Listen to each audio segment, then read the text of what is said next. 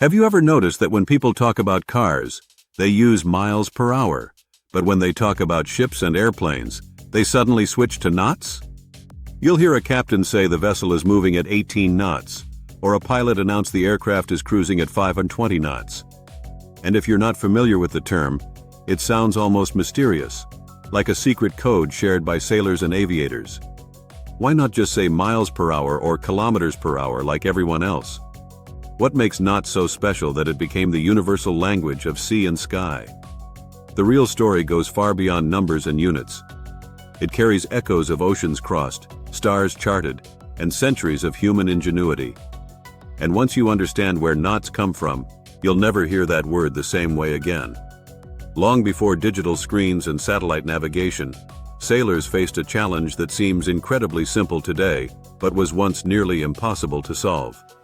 They needed to know how fast their ship was moving through the water. Not for curiosity, not for fun, for survival. Out on the open ocean, land disappears, horizons stretch endlessly in every direction, and there are no road signs or landmarks to guide you. Navigation depended on estimating distance traveled, and distance depended on speed. If a ship sailed in roughly the right direction, but had no idea how fast it was moving, it could drift hundreds of miles off course without anyone realizing it until it was too late. The earliest navigators relied on the sky. They watched the movement of the sun and stars, tracked wind direction, and studied waves. But none of those could tell them how fast their ship was cutting through the water. They needed a way to measure motion, not relative to the sky, not relative to the wind, but relative to the sea itself. And with no engines, no electronics, and no mechanical gauges, they had to invent that system from scratch. That invention came in the form of something brilliantly simple: a rope, a piece of wood, and a few evenly spaced knots. Sailors called it the log line. Despite the name, it wasn't a journal or a book. It was literally a wooden board attached to a long rope. The board was shaped so that when thrown into the ocean, it would drag behind the ship instead of floating freely. That drag created resistance, acting almost like an anchor that stayed in place while the ship moved forward. Along the rope, sailors tied knots at carefully measured intervals. When it came time to measure speed, the crew tossed the wooden board over the stern and let the rope run freely from a reel. Another sailor held a small sand glass, usually measuring about 28 seconds. As the ship moved forward, the rope slipped through their hands, and they simply counted how many knots passed during that brief window of time. The number of knots counted equals the ship's speed. That's it. No electricity, no dials, no equations, just timing, coordination, and an extremely clever understanding of distance and motion. And that's where the word knot comes from. Not from tying rope, not from sailor slang, but from literally counting knots on a rope as the ship moved through the sea. But here's where the story becomes even more fascinating. Those knots weren't spaced randomly. They were placed about 47 feet and a few inches apart, a seemingly odd number at first glance. But that spacing was intentional. When combined with the 28-second sand glass, each counted knot represented 1 nautical mile per hour. The ship didn't just know it was moving fast or slow. It knew how many nautical miles it was covering every hour, a crucial piece of information for calculating distance traveled across curved lines on a spherical planet. Over time, sailors stopped saying nautical miles per hour and simply said knots, and the term became a permanent part of maritime language. The method may sound primitive compared to modern navigation systems, but for its time, it was brilliant. It allowed sailors to track movement across thousands of miles of ocean, and combined with charts and celestial readings, brought global exploration within reach. Empires rose on that rope. Trade routes were mapped with those knots. Lives depended on how accurately sailors counted each one. Even as technology advanced, from sails to steam engines, from wooden hulls to steel ships, the unit of measurement remained unchanged. New mechanical devices like patent logs eventually replaced the rope and board. These machines used spinning propellers or rotors to measure speed more precisely. But the scale they measured against?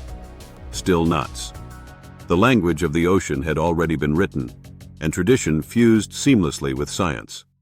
To understand why knots didn't disappear with modernization, we have to talk about another key idea, the nautical mile. Unlike the regular mile used on land, which is based on arbitrary historical measurements, the nautical mile is tied directly to the geometry of the Earth. 1 nautical mile equals 1 minute of latitude.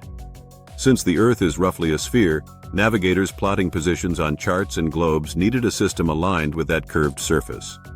Using nautical miles meant that distance on maps matched distance in the real world far more accurately than land-based miles ever could. 1 knot equals 1 nautical mile per hour. That makes knots not just a speed measurement, but a geographic tool. When plotting a course across an ocean or flying along global air routes, speed, position, and Earth's curvature all work together in one consistent mathematical system. That's why knots didn't stay trapped at sea. They took to the sky. When aviation emerged in the 20th century, pilots faced many of the same navigational challenges sailors had dealt with for centuries. Long distances, curved Earth geometry, navigation based on latitude and longitude. The aviation world didn't reinvent the wheel. It adopted the system already proven reliable over centuries of global navigation. Today, nearly every aircraft in the world measures airspeed in knots. Flight plans use nautical miles. Even modern GPS-based aviation systems still rely on the same unit that sailors counted on ropes centuries ago. Whether crossing an ocean at 500 knots or gliding over regional airspace at 140 knots, pilots are speaking the same mathematical language as the mariners who once watched knots slide through their fingers by lantern light. There's also a deeper symbolic reason knots never faded away. The word carries history. It carries stories of exploration, survival, courage, and curiosity. Every knot once counted represented progress. A ship pushing forward into unknown waters, a crew trusting their tools and each other, a human effort to make sense of the vast and unpredictable world around them. Even in today's world of satellites, autopilot systems, radar, and digital screens glowing inside cockpits and control rooms, knots remain. They aren't just convenient. They're meaningful. They connect modern technology to a lineage of discovery stretching back hundreds of years. A ship traveling at 15 knots is part of the same tradition as a wooden galleon braving Atlantic storms during the age of exploration. A jetliner cruising at 480 knots carries echoes of those first navigators who stood at the stern, rope in hand, watching the sea slip away behind them.